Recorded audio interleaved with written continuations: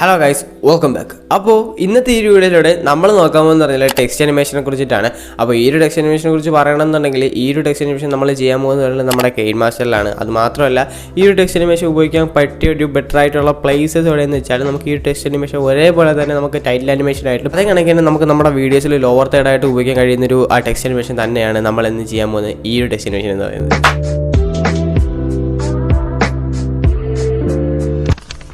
അപ്പോൾ ഈ ഒരു ടെക്സ്റ്റ് അനിമേഷൻ ചെയ്യാൻ വേണ്ടിയിട്ട് നിങ്ങൾ ആദ്യമേ എന്താണ് ചെയ്യേണ്ടത് വെച്ചാൽ നമ്മുടെ കെയിൻമാസ്റ്റർ ഓപ്പൺ ചെയ്യുക. കെയിൻമാസ്റ്റർ ഓപ്പൺ ചെയ്ത് 16:9 ഒരു ടാബ് ക്രിയേറ്റ് ചെയ്ത് ഇങ്ങനത്തെ ഇന്റർഫേസ് വന്നതിന് ശേഷം മീഡിയയിൽ പോകാം. മീഡിയയിൽ പോയതിനു ശേഷം നിങ്ങളൊരു ബാക്ക്ഗ്രൗണ്ട് കളർ ഏതെങ്കിലും ഒരു ബാക്ക്ഗ്രൗണ്ട് കളർ സെലക്ട് ചെയ്ത് വരിക. ഏതെങ്കിലും ഒരു ബാക്ക്ഗ്രൗണ്ട് കളർ സെലക്ട് ചെയ്ത് വന്നതിന് ശേഷം അതിൻ്റെ ആ ഒരു നമ്മൾ സെലക്ട് ചെയ്യുന്ന ആ ഒരു ബാക്ക്ഗ്രൗണ്ട് കളർ മാറ്റിയിട്ട് നമ്മുടെ ഗ്രീൻ സ്ക്രീനിൻ്റെ ബാക്ക്ഗ്രൗണ്ട് കളറിലോട്ട് ആക്കുക. അതായത് നമ്മുടെ ആ ഒരു ഗ്രീൻ കളർ, അതായത് നിങ്ങളിപ്പോൾ കാണുന്ന ഈ ഒരു കളർ, അപ്പോൾ അതിലോട്ട് നിങ്ങളൊന്ന് ആക്കുക. അപ്പോൾ ഈ ഒരു കളറിലോട്ട് ആക്കിയതിന് ശേഷം അടുത്തായിട്ട് എന്താണ് ചെയ്യേണ്ടത് വെച്ചാൽ അതിൻ്റെ ലെങ്ത് നിങ്ങൾക്ക് എത്ര നേരത്തേക്ക് വേണം ആ ഒരു കാര്യങ്ങളെല്ലാം നിങ്ങളൊന്ന് അടിച്ച് വയ്ക്കുക. അപ്പോൾ അതെല്ലാം ചെയ്തതിന് ശേഷം അടുത്തായിട്ട് നിങ്ങൾ എന്താണ് ചെയ്യേണ്ടത് വെച്ചാൽ നമ്മുടെ ലെയറിലെ ടെക്സ്റ്റിൽ പോയതിനു ശേഷം നിങ്ങൾ ആ ഒരു ടെക്സ്റ്റ്, അതായത് നിങ്ങളിപ്പോൾ ടൈപ്പ് ചെയ്യാൻ ഉദ്ദേശിക്കുന്നത് നിങ്ങളുടെ ചാനലിൻ്റെ നെയിം ആണെങ്കിൽ ചാനലിൻ്റെ നെയിം, അതെല്ലാം നിങ്ങൾ എന്താണ് ടൈപ്പ് ചെയ്യാൻ ഉദ്ദേശിക്കുന്നത് ആ ഒരു മെയിൻ ടെക്സ്റ്റ്. അതായത് നമ്മളിന്ന് ചെയ്യാൻ പോകുന്ന ടെക്സ്റ്റ് അനിമേഷൻ എന്ന് പറയുന്നത് നിങ്ങളിപ്പോൾ കാണുന്ന ഈ ഒരു ടെക്സ്റ്റ് അനിമേഷൻ ആണല്ലോ. അപ്പോൾ അതിൽ ആ ഒരു വലിയ ടെക്സ്റ്റ് അനിമേഷൻ ഉള്ളത്, അതായത് നമ്മുടെ ആ ഒരു മെയിൻ ടെക്സ്റ്റ്, അതിൻ്റെ അകത്തല്ല ഒരു സബ് ടെക്സ്റ്റ് വരുന്നത്. അതായത് ആ ഒരു നമ്മൾ ടൈപ്പ് ചെയ്യുന്ന ആ ഒരു മെയിൻ ടെക്സ്റ്റിനെ ബേസ് ചെയ്തായിരിക്കും ആ ഒരു സബ് ടെക്സ്റ്റ് വരുന്നത്.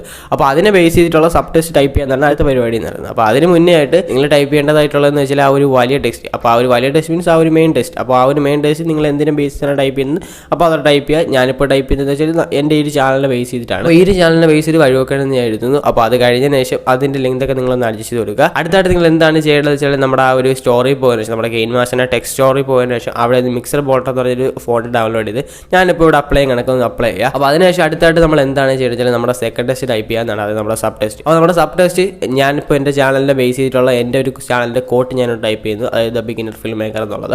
അപ്പോൾ നിങ്ങളുടെ ചാനലിനെ ഇപ്പോൾ നിങ്ങൾ ചാനലിൻ്റെ നെയിം അടിച്ചെങ്കിൽ നിങ്ങളുടെ ചാനലിനെ ബേസ് ചെയ്തിട്ടുള്ള ആ ഒരു കോട്ട് ആണല്ലോ, ആ ഒരു കോട്ട് നിങ്ങൾ ടൈപ്പ് ചെയ്യുക. അപ്പോൾ ആ ഒരു കോട്ട് ടൈപ്പ് ചെയ്തതിനു ശേഷം അതിൻ്റെ ഫോണ്ട് നിങ്ങൾ 𝙤𝙾𝙤 എന്ന് പറയുന്ന ഈ ഒരു ഫോണ്ട് നിങ്ങൾ കൊടുക്കുക. അപ്പോൾ ഈ ഒരു ഫോണിനെ കുറിച്ച് പറയുകയാണെന്നുണ്ടെങ്കിൽ ഇത് നിങ്ങൾക്ക് കെയിൻമാസ്റ്ററിൻ്റെ സ്റ്റോറി ഇപ്പോൾ എടുക്കേണ്ട ആവശ്യമില്ല. കാരണം ഇത് നമ്മുടെ കെയിൻമാസ്റ്റർ എന്ന് പറയുന്ന ആപ്ലിക്കേഷൻ ഡൗൺലോഡ് ചെയ്യുമ്പോഴേ അവർ പ്രൊവൈഡ് ചെയ്യുന്ന ഒരു ഫോണ്ടാണ് ഈ ഒരു 𝙤𝙾𝙤 എന്ന് പറയുന്ന ഈ ഒരു ഫോണ്ട് എന്ന് പറയുന്നത്. അപ്പോൾ ജസ്റ്റ് അതിലൊന്ന് ക്ലിക്ക് ചെയ്ത് അതൊന്ന് അപ്ലൈ ചെയ്തതിനു ശേഷം ജസ്റ്റ് അതിൻ്റെ ഒരു സെൻട്രലായിട്ടൊക്കെ ഒന്ന് കൊണ്ട് അഡ്ജസ്റ്റ് ചെയ്ത് വയ്ക്കുക. അതായത് നമ്മുടെ ആ ഒരു മെയിൻ ടെസ്റ്റിൻ്റെ സെൻട്രലായിട്ടൊക്കെ കൊണ്ടൊന്ന് അഡ്ജസ്റ്റ് ചെയ്ത് വയ്ക്കുക. അതിനുശേഷം അതിൻ്റെ സൈഡിലോട്ട് പോകുന്ന ടൈം, ലെഫ്റ്റ് സൈഡിലോട്ട് പോകുന്ന ടൈമിലായിട്ട് അവിടെ നിങ്ങൾക്ക് ഒരു 3 ഡോട്ട് കാണാതായിരിക്കും. അപ്പോൾ ആ ഒരു 3 ഡോട്ടിൽ ക്ലിക്ക് ചെയ്ത് സെൻഡ് ടു ബാക്ക് എന്ന് പറഞ്ഞാൽ ആ ഒരു ഓപ്ഷൻ കൊടുക്കുക. അപ്പോൾ ആ ഒരു ഓപ്ഷൻ കൊടുക്കുന്ന ടൈമിലായിട്ട് നമ്മുടെ ആ ഒരു രണ്ടാമതായിട്ട് ടൈപ്പ് ചെയ്ത ആ ഒരു ടെക്സ്റ്റ് നമ്മുടെ ആ ഒരു മെയിൻ ടെക്സ്റ്റിൻ്റെ ബാക്കിലോട്ട് പോകുന്നതായിരിക്കും. അപ്പോൾ ഇനി അടുത്തായിട്ട് നിങ്ങൾ എന്താണ് ചെയ്യണമെന്ന് വെച്ചാൽ ഞാനിപ്പോൾ ടൈപ്പ് ചെയ്ത ആ ഒരു രണ്ടാമത്തെ ടെക്സ്റ്റ് നിങ്ങൾ ലെഫ്റ്റ് നിന്ന് റൈറ്റിലോട്ടൊന്ന് നീക്കൊണ്ട് പോകാം. അപ്പോൾ ഇനി അടുത്തായിട്ട് നിങ്ങൾ എന്താണ് ചെയ്യേണ്ടത് വെച്ചാൽ നമ്മുടെ ആ ഒരു ടൈം ലൈൻ ഫസ്റ്റ് കൊണ്ട് വെച്ചതിന് സൈഡിലോട്ട് പോകുന്ന ടൈമിൽ അവിടെ നിങ്ങൾക്ക് ക്യാപ്ചർ ആൻഡ് സേവ് എന്ന് പറഞ്ഞ ഓപ്ഷൻ കാണാനായിരിക്കും. അപ്പോൾ ആ ഒരു ക്യാപ്ചർ ആൻഡ് സേവ് എന്ന് പറഞ്ഞ ഓപ്ഷനിൽ പോയതിനു ശേഷം ഇതിൻ്റെ ഒരു ഫോട്ടോ എടുക്കുക. അപ്പോൾ ഇപ്പോൾ നിങ്ങൾ വെച്ചേക്കുന്നതിൻ്റെ അതിൻ്റെ ഒരു ഫോട്ടോ എടുത്തതിന് ശേഷം അടുത്തായിട്ട് നിങ്ങൾ എന്താണ് ചെയ്യുന്നത് വെച്ചാൽ നമ്മുടെ പിക്സൽ ആപ്പ് ഓപ്പൺ ചെയ്യുക. അപ്പോൾ പിക്സൽ ആപ്പ് ഓപ്പൺ ചെയ്യുന്ന ശേഷം അടുത്തായിട്ട് നിങ്ങൾ എന്താണ് ചെയ്യുന്നത് വെച്ചാൽ നമ്മളിപ്പോൾ ക്രിയേറ്റ് ചെയ്ത് വെച്ചേക്കുന്ന ആ ഒരു ഇമേജ് നിങ്ങൾ ഇതിലോട്ട് ഇമ്പോർട്ട് ചെയ്യുക. അപ്പോൾ ആ ഒരു ഇമേജ് നിങ്ങൾ ഇതിലോട്ട് ഇമ്പോർട്ട് ചെയ്തതിന് ശേഷം ഇമേജ് സൈസ് എന്ന് പറഞ്ഞാൽ ആ ഒരു ഓപ്ഷനിൽ പോയതിനു ശേഷം അതിൻ്റെ ഹൈറ്റ് നിങ്ങൾ ചേഞ്ച് ചെയ്തിട്ട് 360 എന്ന് പറഞ്ഞ ഹൈറ്റ് ഇടുക.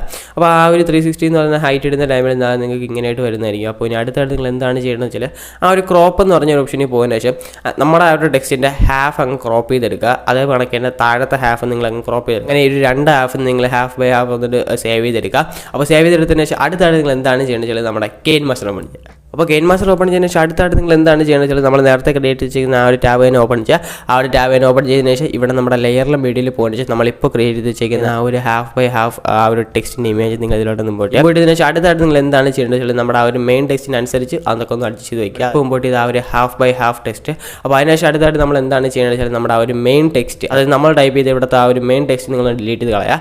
അപ്പോൾ ആ ഒരു ടെക്സ്റ്റ് നിങ്ങൾ ഡിലീറ്റ് കളഞ്ഞതിന് ശേഷം അടുത്തായിട്ട് നിങ്ങൾ എന്താണ് ചെയ്യേണ്ടത് വെച്ചാൽ ഇതിൻ്റെ ലെങ്ത്തൊക്കെ നിങ്ങളൊന്ന് അഡ്ജസ്റ്റ് ചെയ്ത് കൊടുക്കുക. അപ്പോൾ അടുത്തായിട്ട് നിങ്ങൾ എന്താണ് ചെയ്യേണ്ടത് വെച്ചാൽ നമ്മൾ ടൈപ്പ് ചെയ്ത ആ ഒരു സഫോണ്ട് ഈ ഒരു നമ്മളിപ്പോൾ പോയിട്ട് ആ ഒരു ഇമേജുമായിട്ട് ഒന്ന് കണക്റ്റ് ആകുന്ന രീതിയിൽ നിങ്ങൾ രണ്ടും സെയിം ലെങ്തിലൊക്കെ ഒന്ന് വെക്കുക. ഞാനിപ്പോൾ ഇവിടെ ചെയ്യുന്നത് ഇങ്ങനെ എല്ലാം ചെയ്തതിന് ശേഷം അടുത്തായിട്ട് നിങ്ങൾ എന്താണ് ചെയ്യേണ്ടത് വെച്ചാൽ കീ ഫ്രെയിംസ് ആഡ് ചെയ്യുന്നതാണ്. അപ്പോൾ കീ ഫ്രെയിംസ് അനിമേഷൻ നിങ്ങൾ എങ്ങനെയാണ് ആഡ് ചെയ്യേണ്ടത് വെച്ചാൽ മുകളിലത്തെ ആ ഒരു ഇമേജ് മുകളിലോട്ട് പൊങ്ങി പോകുന്ന രീതിയിലും താഴത്തെ ആ ഒരു ഇമേജ് താഴോട്ട് താന്നു വന്ന് ആ ഒരു നടുക്കത്ത് നമ്മളിപ്പോൾ ടൈപ്പ് ചെയ്തേക്കുന്ന ആ ഒരു സബ് ടെക്സ്റ്റ് കാണുന്ന രീതിയിൽ നിങ്ങളൊന്ന് കീ ഫ്രെയിംസ് ആഡ് ചെയ്യാൻ ഞാനിപ്പോൾ ഇവിടെ ചെയ്യുന്നത്. അപ്പോൾ സ്റ്റാർട്ട് കീ ഫ്രെയിം ആഡ് ചെയ്തതിന് ശേഷം അടുത്തായിട്ട് നിങ്ങൾ എന്താണ് ചെയ്യേണ്ടത് വെച്ചാൽ ഔട്ട് കീ ഫ്രെയിംസ് ആഡ് ചെയ്യാനാണ്. അപ്പോൾ ഔട്ട് കീ ഫ്രെയിംസ് എന്ന് പറയുന്നത് താഴത്തത് മുകളിലോട്ട് പൊങ്ങി വരണം. അതേ കണക്കിന് മുകളിലത്തെ താഴോട്ട് പൊങ്ങി നമ്മുടെ ആ ഒരു സബ് ടെക്സ്റ്റിനെ കവർ ചെയ്യുന്ന രീതിയിൽ നിങ്ങളൊരു കീ ഫ്രെയിം ആഡ് ചെയ്യാൻ ഞാനിപ്പോൾ ഇവിടെ ചെയ്യുന്ന കണക്ക്. അപ്പോൾ നിങ്ങൾ അങ്ങനെ അനിമേഷൻ കീസ് ആഡ് ചെയ്തതിന് ശേഷം അടുത്തായിട്ട് നിങ്ങൾ എന്താണ് ചെയ്യേണ്ടത് വെച്ചാൽ നമ്മുടെ ആ ഒരു സബ് ടെക്സ്റ്റ് ഉണ്ടല്ലോ, ആ ഒരു സബ് ടെക്സ്റ്റ് ആ അനിമേഷൻ കീസ് വന്ന് ഇങ്ങനെ മൂടുന്ന ആ ഒരു ടൈം ഉണ്ടല്ലോ, അതായത് നമ്മുടെ ആ ഒരു half by half text image നമ്മളിപ്പോൾ ക്രിയേറ്റ് ചെയ്ത ആ ഒരു ഇമേജ് വന്ന് ഇങ്ങനെ മൂടുന്ന ടൈം ആകുമ്പോഴത്തേക്ക് നമ്മുടെ ആ ഒരു ഫോണ്ട് അങ്ങ് കട്ട് ചെയ്ത് കളയാം. പിന്നെ അടുത്തായിട്ട് എന്താണ് ചെയ്യേണ്ടത് വെച്ചാൽ ഇതിൽ രണ്ടിൻ്റെ ഔട്ട് അനിമേഷൻസ് പോകാം. നമ്മുടെ ആ ഒരു മുകളിലത്തെ ഇമേജിൻ്റെ താഴത്തെ ഇമേജിൻ്റെ ഔട്ട് അനിമേഷനിൽ പോകാം. അപ്പോൾ ഔട്ട് അനിമേഷനിൽ പോകുന്ന ശേഷം അടുത്തായിട്ട് നിങ്ങൾ എന്താണ് ചെയ്യേണ്ടത് വെച്ചാൽ താഴത്തെ ഇമേജിൻ്റെ ഔട്ട് അനിമേഷൻ നിങ്ങൾ എക്സിറ്റ് സ്ലൈഡ് റൈറ്റും അതേ കണക്കിന് മുകളിലത്തെ ആ ഒരു ഔട്ട് അനിമേഷൻ എന്ന് പറയുന്നത് എക്സിറ്റ് സ്ലൈഡ് ലെഫ്റ്റും കൊടുക്കുക. അപ്പോൾ ഇങ്ങനെ എല്ലാം ചെയ്തതിനു ശേഷം ലാസ്റ്റ് നമുക്ക് കിട്ടുന്നൊരു ഫൈനൽ ഔട്ട്പുട്ട് എന്ന് പറയുന്നത് നിങ്ങളിപ്പോൾ കാണുന്നത്.